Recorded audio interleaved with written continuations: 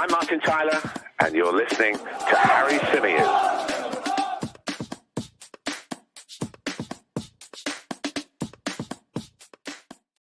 Hey everybody, how's it going? Welcome back to the Chronicles of a Gooner, the Arsenal podcast, part of the 90 Min Football Network. As ever, I'm your host, Harry Symeou, and on this edition of the show, we're going to be looking ahead to Arsenal's Premier League clash with Fulham coming up in around about 24 hours' time.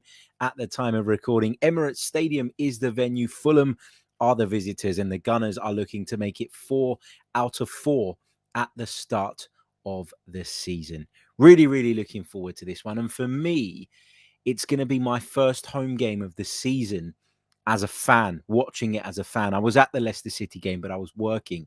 I was doing live radio updates on BBC Radio London and sort of doing the off-air commentary as well. And yeah, you can still enjoy it. And yeah, you're grateful to be there. And I'm so grateful that I get to do this as a job. But there's nothing quite like going down to the stadium a little bit early, having a couple of drinks with your friends, getting into the mood, getting into the kind of vibe of it all, and then going into the game, enjoying the game, being able to say what you want, do what you want, within reason, of course, and just enjoying the game like a fan. So I'm really looking forward to that. And obviously, all my friends that I kind of sit with and sit close to that I hadn't seen over the summer because of the fact that we weren't at the stadium. Well, I haven't seen them. So looking forward to getting there again and saying hello to everyone and getting back to normal service. So yeah, really looking forward to tomorrow's game in particular for those reasons, as well as what I'm hoping to see on the pitch as well. On this episode, we're going to be touching on Mikel Arteta's press conference, which he gave earlier today. We're going to be talking about the starting lineup I expect to see. We'll be talking a little bit about Fulham and the way they've started the season, the threat that they pose. In particular, Alexander Mitrovic. We'll be talking about how best to deal with him. We'll be taking some of your questions as well from the live chat box. There is lots and lots to get into. But before we dive right into the thick of it, I want to say a few hellos to people in the chat. Big hello to Henry Gooner, who says, good evening, H. 3-1 tomorrow, but it's not going to be easy. We need Gabby at his best to deal with that geezer that you look nothing like. Just don't see it, he says. North London forever. Come on, you Gunners. Yeah, look, if you've missed the joke, apparently I'm Alexander Mitrovic's twin brother, according to a lot of people. I even got it on TalkSport yesterday. You might have seen the clip on the channel. Big hello to Daniel, who says, hello, Harry, a.k.a. Alexander. There you go. He's put Alexandra, but I think he meant Alexander. Ayush continues the theme by saying, Mitrovic, please don't score against us tomorrow. I still don't understand why you have an Arsenal-themed YouTube channel. Big hello to Mark as well, to Nav, to Lynn, to Christian, to Tommy, to Shayla Library Television, whose actual name is Ingrid, but is on the work account. Big hello to Ingrid, who joins us from Pittsburgh in the USA. Ingrid says, first-time chatter, new follower. Welcome. A big welcome to you. Welcome to the Chronicles of a Gooner family. Great to have you here. She says she's mad about Arsenal and wild about Harry. Thank you so much. Really appreciate you being here. And look forward to you joining the family moving forward. What else have we got? Bo says, Harry, you're looking better these days. Thank you very much, mate. Thank you very much.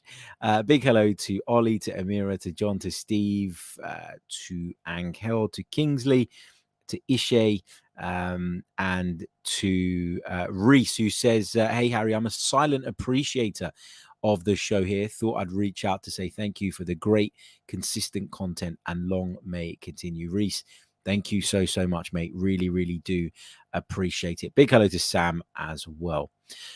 Also want to say a big shout out to Tom Canton, good friend of the show. Tom from the Gooner Talk TV. We do lots of crossover work together, as you guys will know. Tom's a great lad, great guy, and he's getting married today. So I just wanted to send him some best wishes from Chronicles of a Gooner HQ over to Tom. I told him yesterday it's still not too late, but he's going ahead with it anyway, as far as I know. I hope you have a good one, mate. Congratulations to you and, of course, the missus. All right, let's get into it then, and let's start with Mikel Arteta's press conference, which, as I mentioned, took place earlier on today, 11 a.m., because, of course, the Europa League draw was scheduled to take place just after it. We brought you some reaction to that Europa League draw, which you can find on the feed. It is the last episode available to you. Maybe we'll touch on that again a little bit later on, but let's touch on some of the other parts of the press conference.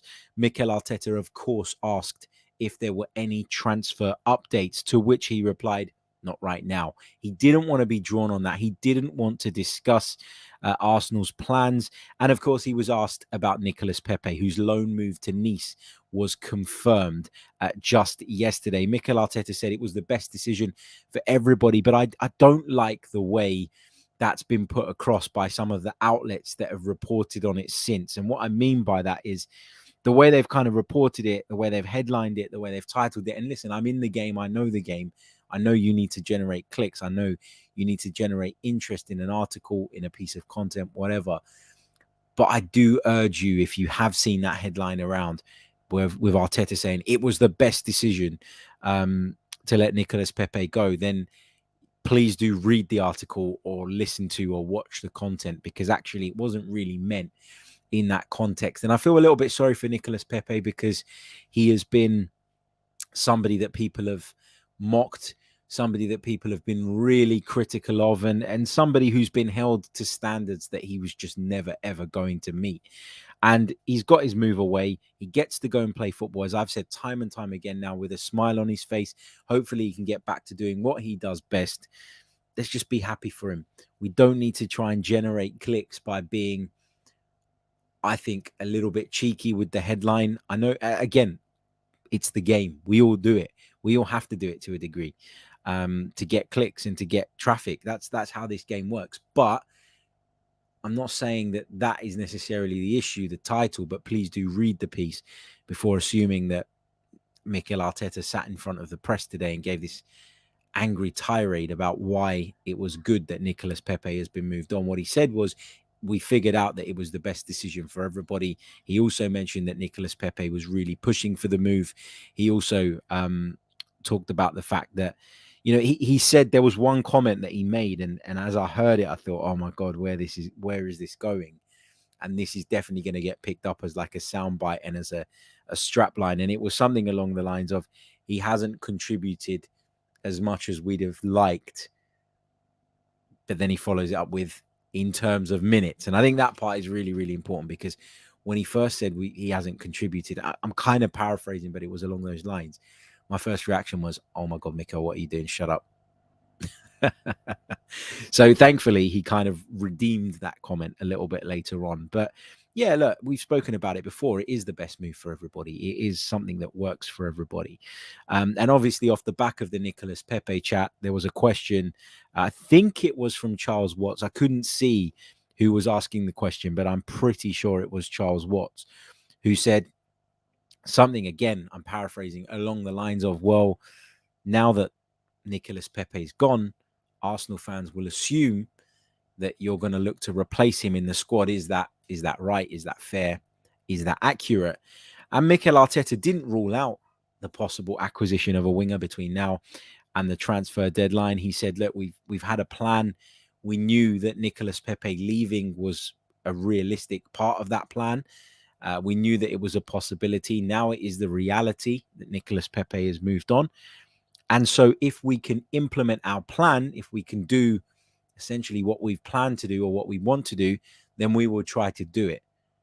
But it again kind of reiterates the message and the point that we've been being fed, I guess, over the last couple of weeks. And that is that if the right opportunity was to present itself, if the right deal was to come along, Arsenal would be more than open to doing it.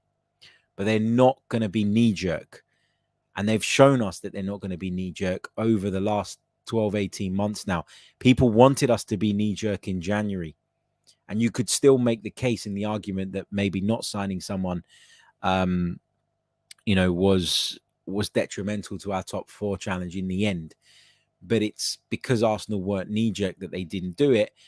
But it's also because Arsenal weren't knee-jerk that they've been able to go quite big again in the transfer window, despite not being in the Champions League and despite not having the revenue that comes with that.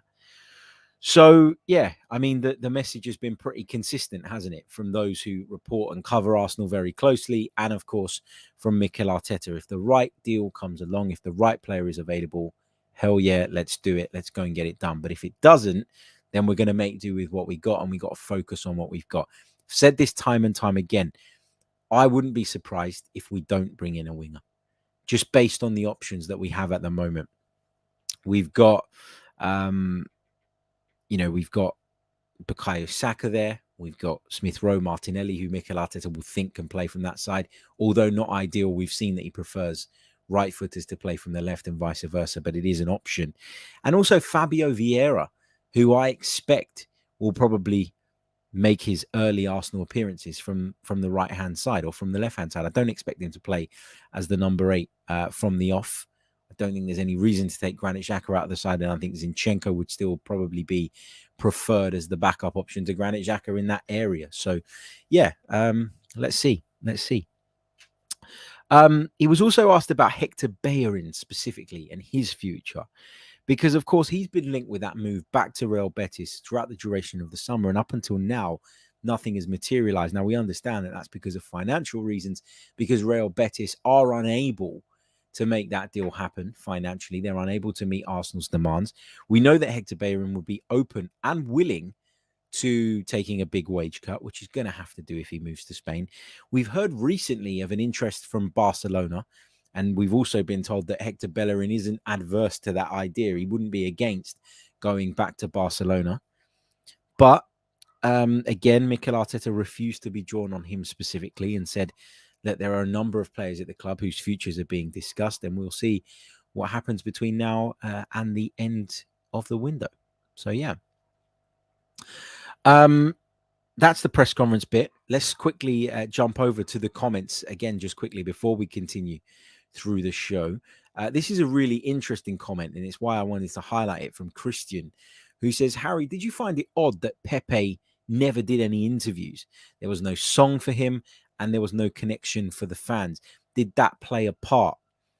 I guess you mean in sort of the fan feeling towards him and the kind of narrative around him.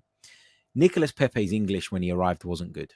And even in the latter stages of his Arsenal career, you could quite often hear Mikel Arteta speaking to him in French, which suggests to me that his English still maybe wasn't at the level that it needed to be.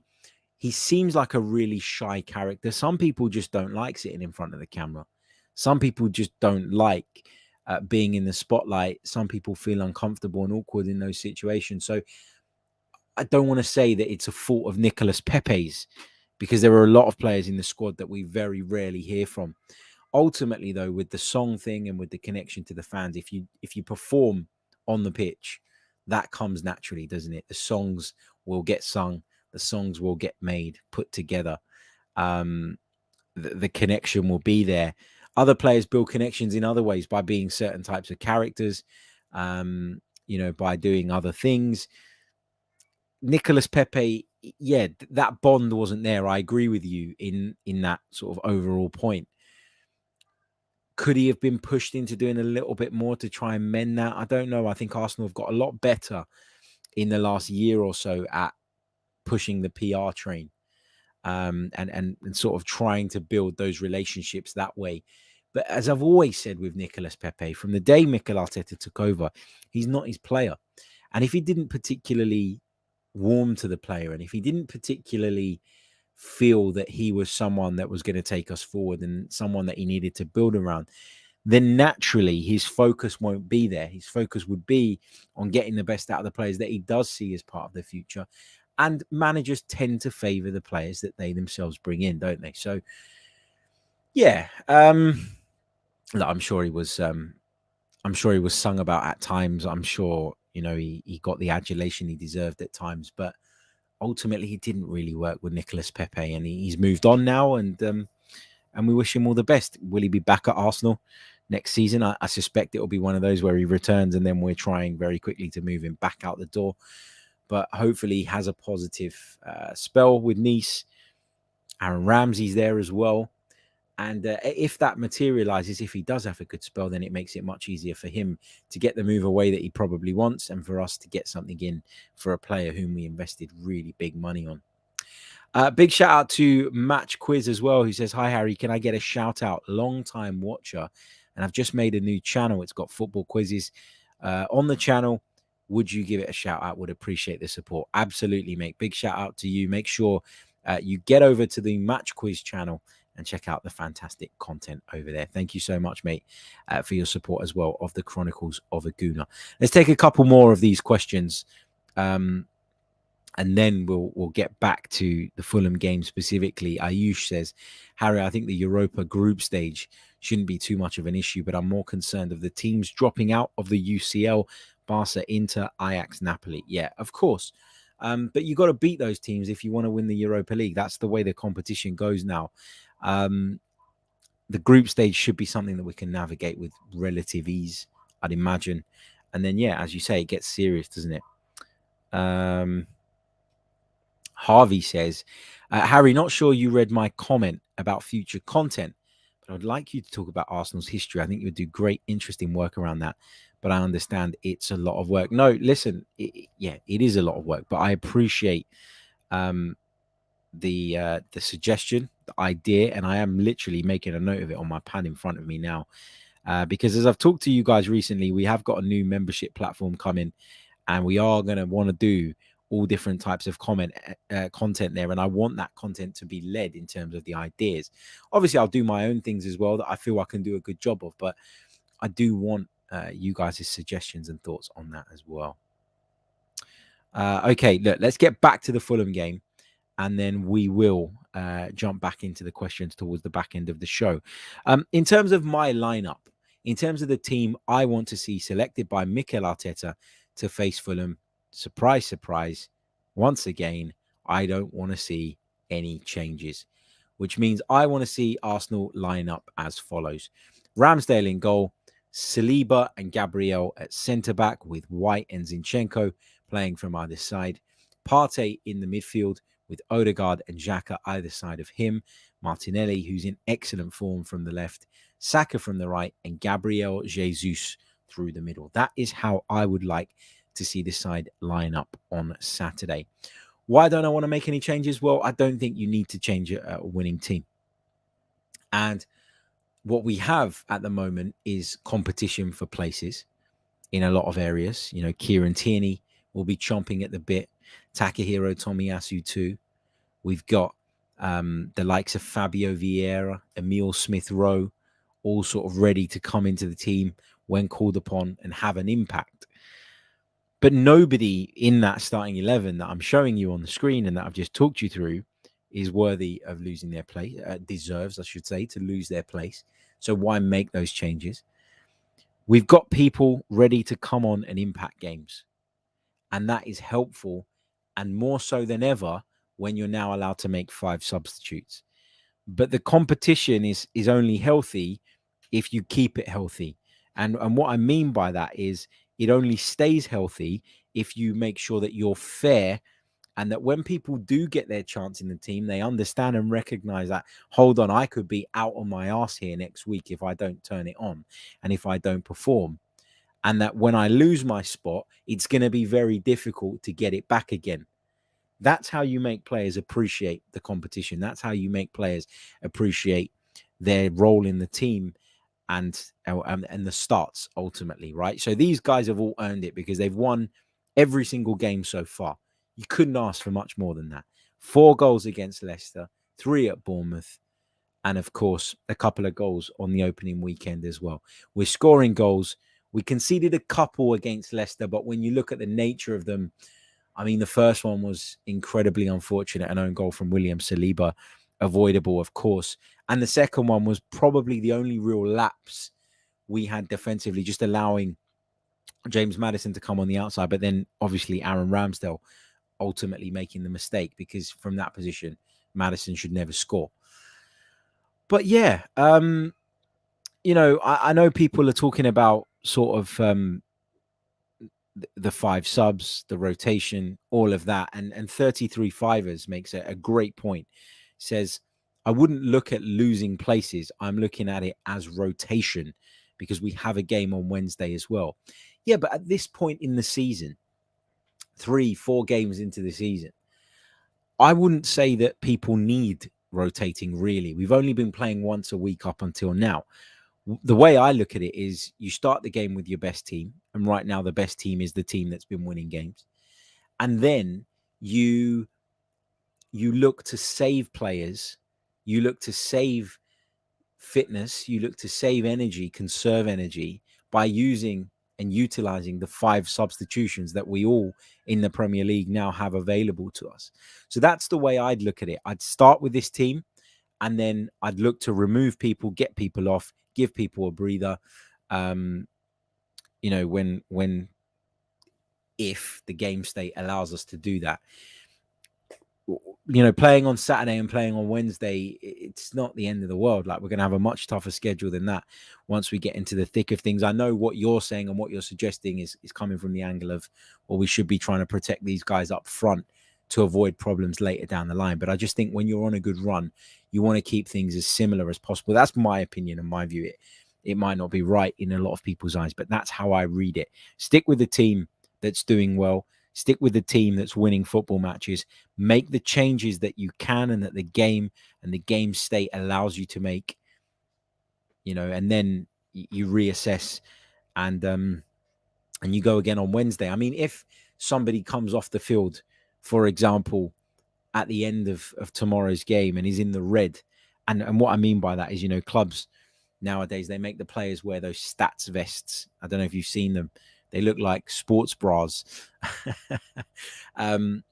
They wear those. They come off the pitch. The medical team, they download their stats. They assess people.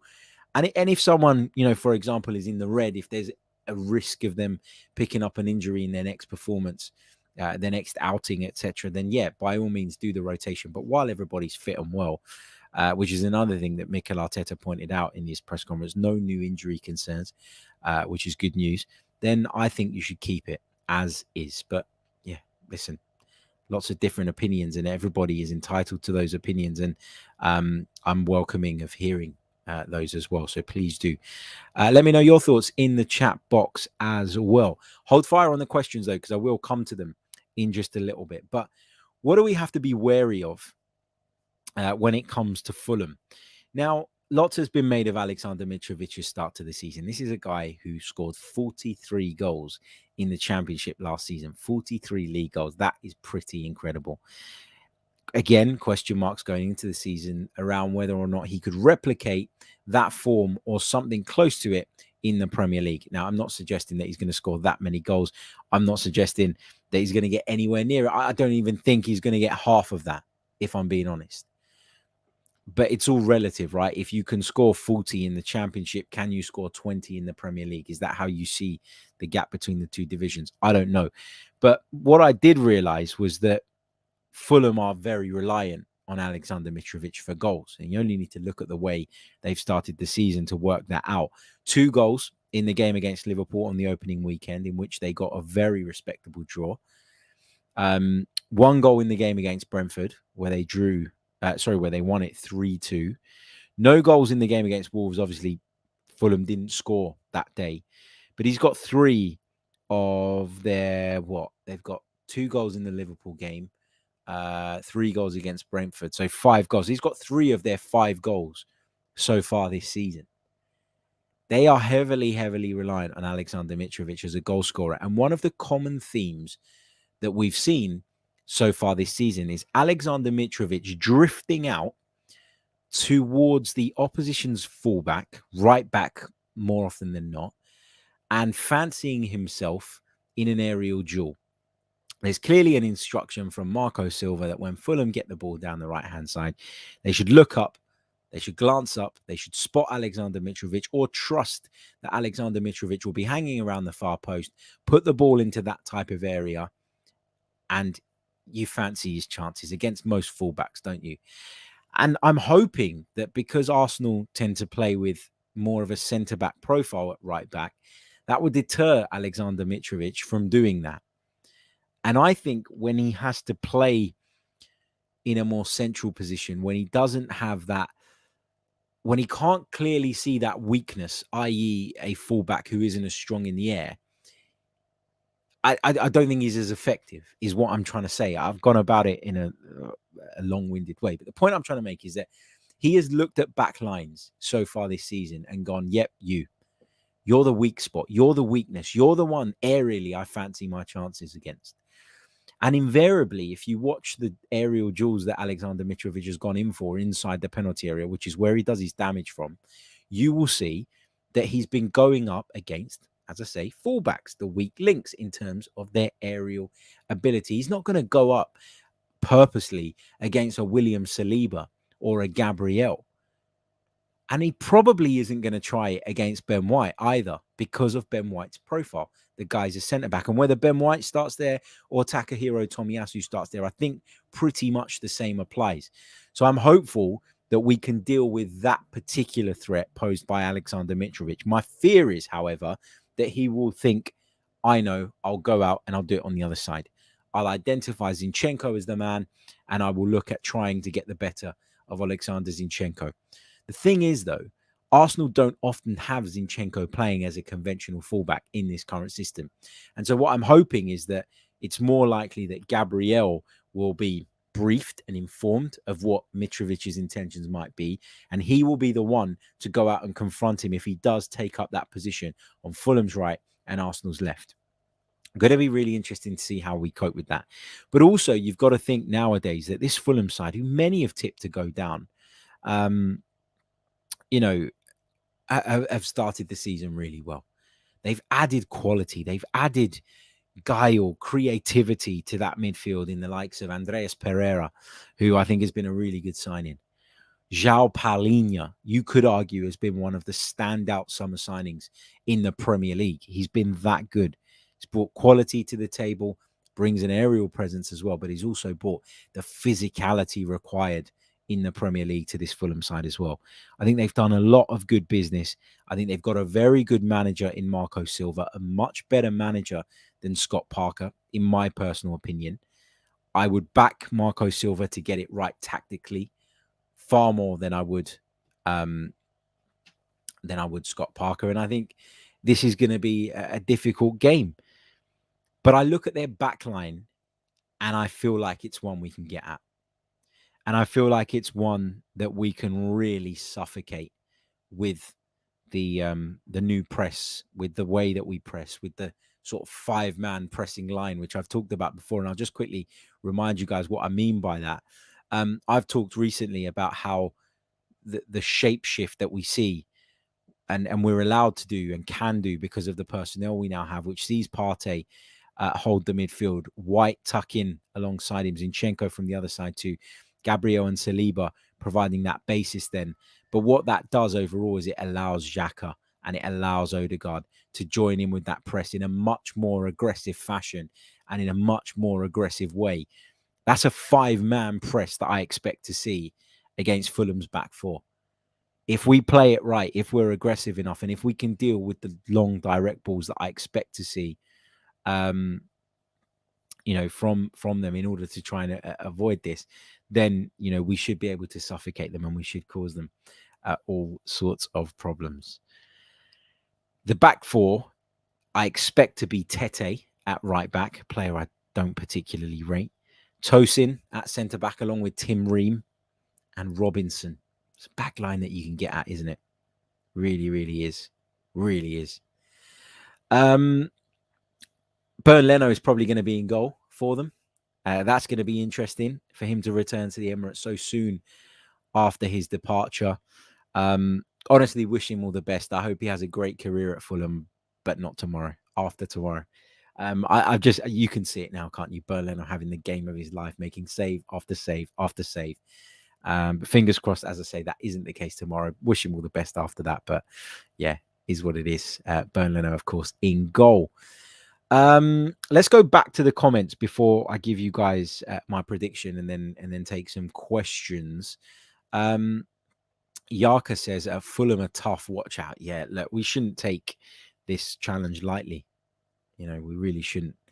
They're a side that have shown themselves to be very capable so far this season. They got that win on the board against Brentford in late dramatic fashion, but that draw against Liverpool, I know you can say that it was the opening day of the season. They were at home, fans were behind them, etc., etc., and they were playing a Liverpool side that ultimately got caught a little bit cold. But it's still a very admirable result, and that shouldn't go. That shouldn't go a begging in our thought process going into this one. Damien Kelly says, "Why waste my time watching this when you'll pick the same team?" Damien, if you watched last season or the season before, you'll know that I don't always pick the same team. That I do change it up, but you'd be mad to change the team now. And I don't want to make things up, and I don't want to say things that I don't believe just for the effect of the show. I'm sure there will come a point where I do change the team, but it's not going to be today. Kingsley says, hit the like buttons, people. Yes. Please do. Please do smash that like button. It really, really does help.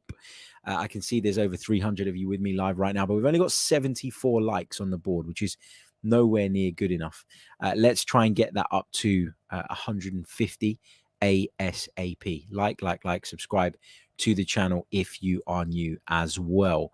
Come on then, let's get some of your questions. Let's get some of your thoughts. Start chucking them in the chat box. And whilst you do that, I just want to quickly bring you up to speed with the latest offering from our partners over at Football Prizes.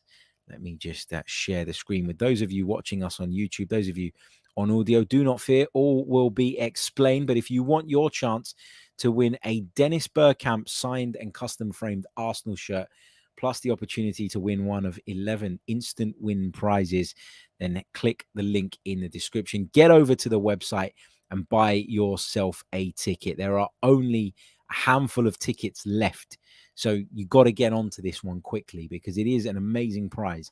And there's no doubt that although it says competition ends Tuesday, 30th of August, there's no doubt in my mind that it's not always... there's no doubt in my mind that it's definitely not going to be available for that long.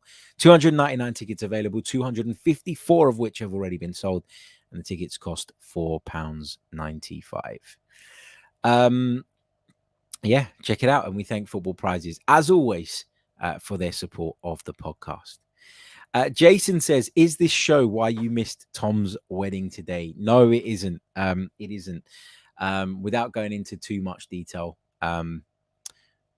my missus was booked in to have a procedure, and so I couldn't disappear and leave the kids basically, because I wasn't sure if she was going to be well enough to look after them. So that's why I'm not at Tom's wedding. I'd have loved to have been there, and I'm going to see Tom actually next Friday, a week today, at the Gooners versus Cancer event, which you can find the details on if you just search Gooners versus Cancer on Twitter.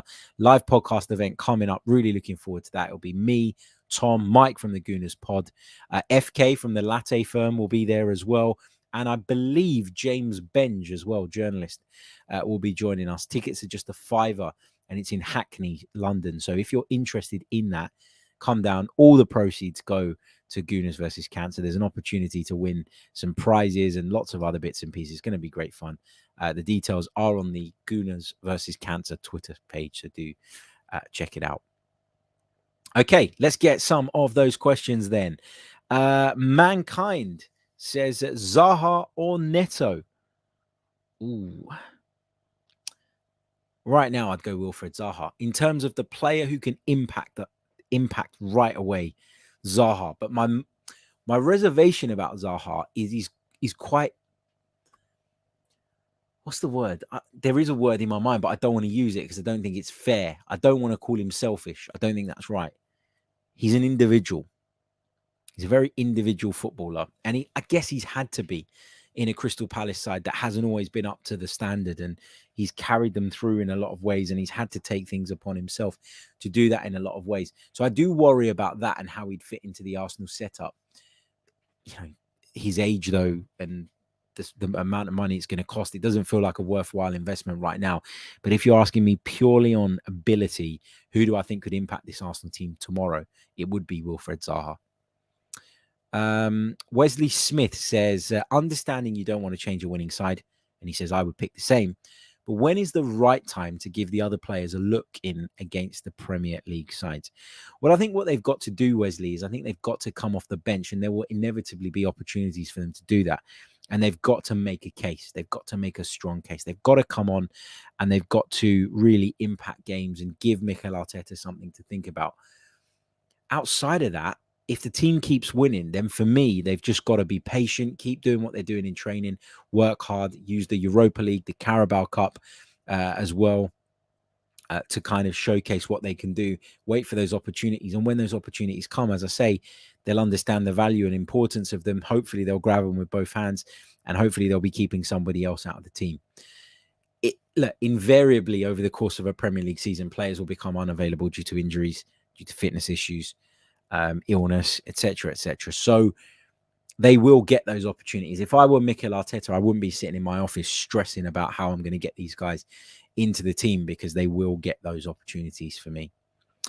Lynn Simpson says, I know Fulham will be tough. However, I don't think Marco Silva is as technically minded as Mikel. Yeah, I mean, I really rated Marco Silva as a manager when he first came to this country. If you remember, he took over was it Hull City? Was that his first job? I thought he did a really good job there. Obviously, went to Watford, had his head turned by Everton, didn't really do great at Everton, but who has done well at Everton? You know, it's such a shit show behind the scenes there.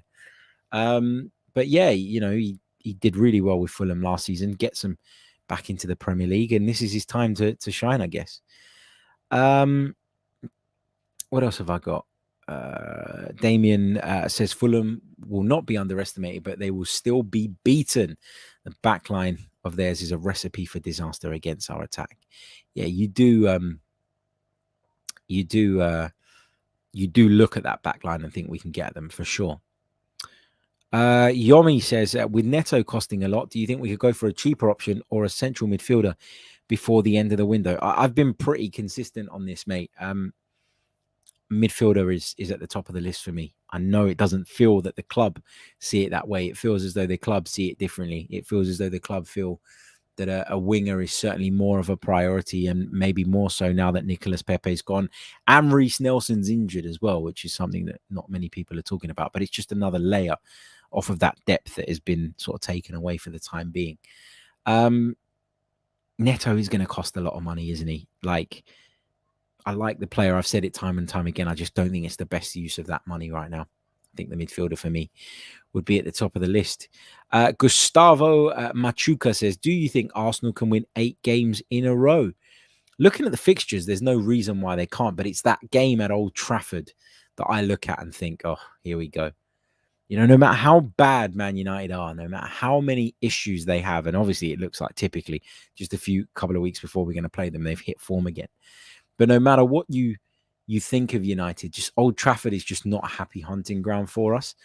And, you know, that has to be broken at some point. But, you know, mentally, does that play a part? I don't know. What else have we got? Ayush on a non-related Arsenal question. But I like this question, so I want to talk about it. Thoughts on Cristiano Ronaldo to Napoli. Now, reports have emerged today that Cristiano Ronaldo's representatives have spoken with Napoli over the potential of him making that move. For me, yes, he gives you upturn in the short term. Yes, he gives you goals. Yes, he gives you presence, aura, marketability, commercial value, all of those things. And with Napoli in the Champions League, he might give them that extra boost that they need. People have been, I think, this summer, sort of underestimating this Napoli side. They've started the season excellently, brought in some really good players. Kvaratskhelia, the one that really, really stands out, the young Georgian who they're calling Kvaradona at the moment. But I just think the upside with Cristiano Ronaldo is obviously there, but the downside is often something that sets clubs back quite a bit after he departs. Especially Italian clubs for whom finances are a bit more of a problem. He was a big resource drain on Juventus, and that's why ultimately they wanted to move him on. But perhaps more significantly than that, the fact that he was there, I think, stunted their development as a team. It meant they could only play in a certain way. It caused problems for certain managers, despite them having one of the greatest of all time in their team, which is obviously on the surface a real positive. It limited them tactically to what they could do. And I just think the after effects now of Cristiano Ronaldo and the way he plays at 37, 38 years of age, in terms of you from a footballing perspective, but also from a financial one, are not always worth the risk, the gamble. I think that's why he's struggled to find a club. For those reasons, people will be looking at Juventus, particularly the Italian clubs should be looking at Juventus. But what a statement it would be for Napoli if they could do it. I don't see it personally. I'd be shocked if it goes through, and I'd be worried about the aftershocks of that deal for a club like Napoli. But hey, stranger things have happened. Nicola says, how much of an impact do you think our new medical staff will make this season? Why did they make those changes? Also, will the ref changes be good for the Arsenal? There were some changes behind the scenes, I think, with regards to the medical staff, but I still think it's headed up by the same man, same people that have been there for a while. Listen, I think it's really hard because we talk about injuries nowadays, and injuries are everywhere with every team. There are players that are more prone to them than others, of course, and I think you have to be mindful of that when managing them, when managing their minutes, their playing time, all of those factors. But we've just had some really unprecedented seasons, haven't we? COVID, that had an impact. The number of games that we had to fit in then had a knock-on effect on people's fitness fatigue. The more fatigued you are, the more likely you are to pick up injuries. And then again, we've got this crap this season with the World Cup being slap bang in the middle of it. Listen, lots of people are very unhappy at the fact that Qatar are hosting the World Cup. I don't know enough about the reasons that people are anti it. And when I say the reasons, I'm talking about the off the pitch reasons, right? The human rights stuff. I don't know enough about that to be able to comment or give an informed opinion on it. But that's not because it's not important. It's just because I'm not in a position to comment about stuff like that. But I am in a position to comment on the impact it's going to have on the football calendar. And I think it is diabolical that we've allowed a World Cup to be put into the middle of a domestic season, a European season. What does that do to squads? How do managers plan? You know, you could have a team high flying at the top of the league, look destined to win their first championship for God knows how many years. The Arsenal, for example. And they could come back from the World Cup with 2-3 key players injured and have their entire challenge derailed. Now, if it happens when you're playing for your club, well, nothing can be done about that. But can you imagine the frustration we will feel if we lose key players to their national teams because a World Cup was put slap bang in the middle of the season? I just don't like it. It doesn't sit right with me. But it does have a knock-on impact on the fitness side of things. And therefore, it's another season in which I don't really want to be, regardless of what happens, too harsh on the medical staff who are having to deal with the crap created off the back of this bad decision. The ref changes, yeah, we've seen a few different referees taking up the whistle in the Premier League, which has been a good thing, I guess. Howard Webb is taking over at the PGMOL. Howard Webb was another one of those referees that I wasn't particularly fond of, shall we leave it at that, during his days as a Premier League referee. So I'm not sure that I'm entirely happy with that, or I can say that that's going to help Arsenal. But what I can say is, at the very least, he was a much better referee, even if I didn't agree with all his decisions, than Mike Riley, who is who's going to be vacating that position. Thank God, it's about time. We've spoken to Keith Hackett on this podcast a number of times. Keith Hackett was the head of the PGMOL in the past. He was somebody who's been a revolutionary in the refereeing world over the years and is still very connected to the game. And he's talked time and time again about the need for change right at the top of that organization. And, let's not knock it before it's happened. Let's not knock Howard Webb before he's had a chance to make any changes or make a difference. But he can't be as bad as Mike Riley is my simple thoughts on that. Arthur says, Arthur, I beg your pardon. I'm so used to saying Arthur like the Brazilian midfielder. Harry, if Saka wasn't our player and was linked to us for £80 million, what would your opinion be? Considering his stats aren't the greatest, just like Neto's, but performances are always class. Based on the way he started this season, I'd be reluctant to pay £80 million for Bukayo Saka. Output's not always there, as we've discussed on numerous occasions here on this podcast. But performances outside of that have largely been very positive. Again, he hasn't started the season great, but I wouldn't be making my judgment on 3 games.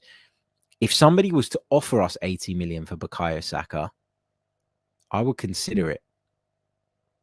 Yeah, a lot of people ain't going to like that or agree with it. I would consider it. I think every player's got their price. And listen, I think it's naive to think that having watched KSE seemingly back the club to, and people say it's not their money, it's the club's, it's their club, it's their money. Having watched them back Mikel Arteta and Edu in the way that they have, even when the revenue streams have been badly impacted, A, by COVID, B, by our absence from the Champions League, etc., etc.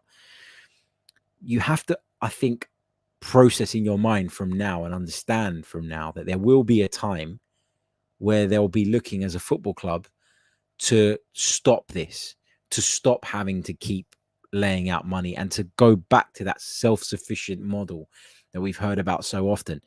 And while we can praise them for the much smarter recruitment strategy and the way they go about bringing people in, they will inevitably at some point look to move people on when the prices are right. And so we have to make sure that we don't get complacent around this, because I think it will happen. And if you expect it to happen, it's easier to process and easier to deal with. I'm not saying Bukayo Saka is going to be the one. What I am saying is that part of the recruitment strategy that we've all been really positive about is based around sell-on value and what we believe a player's sell-on value could be. And that has given Arsenal the confidence that they can go that extra mile in terms of prices on some players, because they'll know that that asset will still be valuable 2, 3, 4, maybe even 5 years down the line.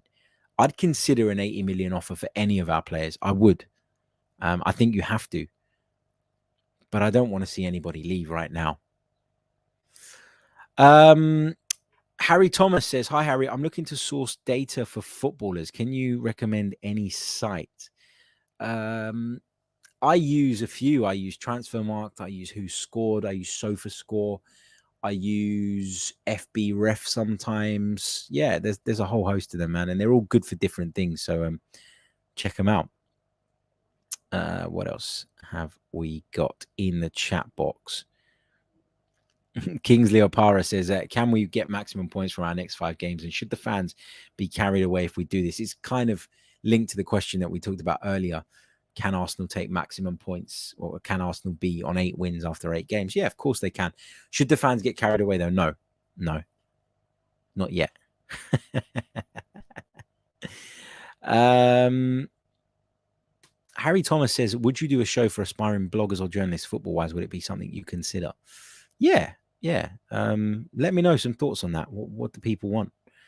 Not that I'm someone to learn from, but yeah. Open to most things within reason. Jason says, do you think we aren't going in hard for Tielemans now, just to go in with a cheeky bid in January to really reduce the cost, or even on free next summer? Well, Tom Canton reported not that long ago that Arsenal would be more than willing to wait until next summer to do that deal and essentially sign the player on a free. Still a tiny part of me that thinks Arsenal may, right at the back end of this window, go and table an offer that's a little bit closer to what Leicester are looking for, but still shy of it, and just giving it one more go, one more rattling of the cage, particularly if this carries on with Tielemans and Fofana not being in the Leicester starting 11 because Brendan Rodgers believes that mentally they're not there. Interesting. What else have we got? Lynn says, have you seen Xhaka's interview today? I haven't. I will be sure to check that out, though, for sure. M says, Harry, can you kidnap Mitrovic for a few hours and replace him and then have a howler, please? Thank you, mate. Yeah, that would be easy, wouldn't it? People not liking my 80 million comment on Bukayo Saka. I guess when you think that Anthony, for example, is being talked about 95 million, I guess you got a point. Big hello to Mohammed as well, who says, hi, Harry. I do not agree with your point of view that we don't need a winger. My opinion is we need a winger badly. We only have Saka and Martinelli. Any other names that can play there do not have the same energy. Yeah, I mean, they're different types of players, isn't it? There's no question about that. I'm not saying, though, that we don't need a winger. I'd love a winger. I'm just saying that I feel there's a greater need for a midfielder. So if I can only have one, and I don't expect Arsenal to bring in more than one between now and the window closing, then I would lean towards the midfielder. But again, just my opinion.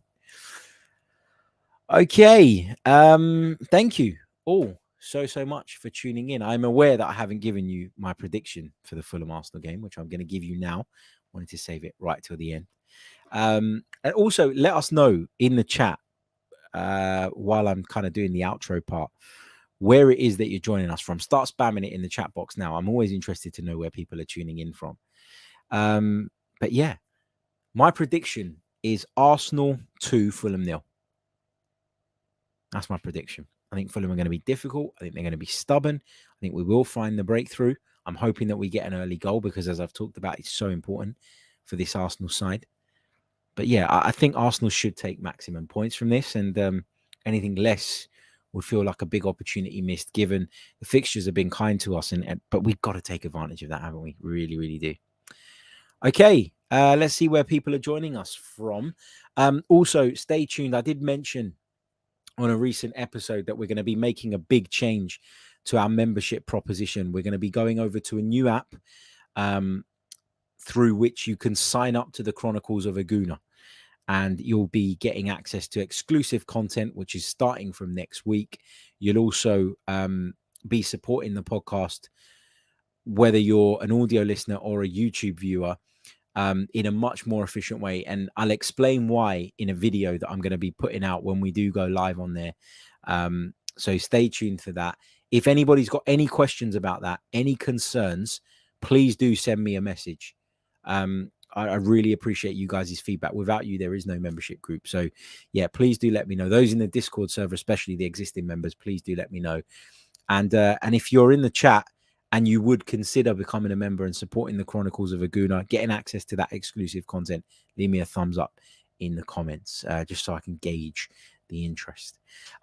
Right, let's go through the chat then. Jason is in North Hertfordshire. We've got South Africa, Malaysia, Cali, Munich. We've got Delhi. We've got East London, India, Malmo. We've got Peru. Wow. We've got Haggerston Road, Hackney, nice and specific. Love that. We've got Iceland. We've got Arkansas. We've got Singapore. We've got Bodo Glimt. I don't know if that's serious or not. We've got Switzerland. Outer Mongolia, says Terence Tibbs. Okay. Kenya. I'm saying that because I don't believe you're in Outer Mongolia. We've got Portmore, Jamaica. We've got Cali. We've got Amsterdam. We've got Earth. Nice of you to be insightful there. We've got Mars as well. Look at that, going right around the solar system. We've got Jim, who's in N1. What else have we got? London, Washington, Cardiff, San Jose, California, Dubai, Augsburg, Nigeria, Georgia, Peckham, Barnet, the red part. Damien Kelly's in Jamaica. We've got Silicon Valley, Namibia, Princeton. Henry's in Stepney tonight.